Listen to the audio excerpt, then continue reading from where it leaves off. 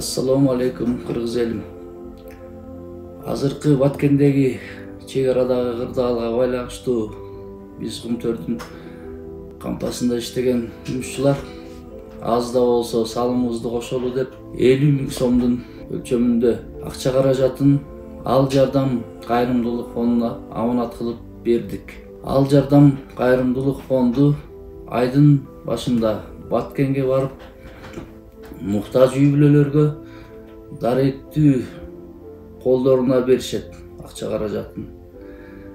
Дагы да жардам берүүчүлөр болсо, каалагандар болсо, ал жардам кайрымдуулук фондунун эсеп капчыгы реквизиттери азырынча ачык.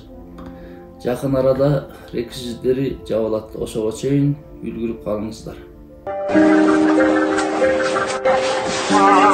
Кайтамын гана эй, катадан гана калган мурасты.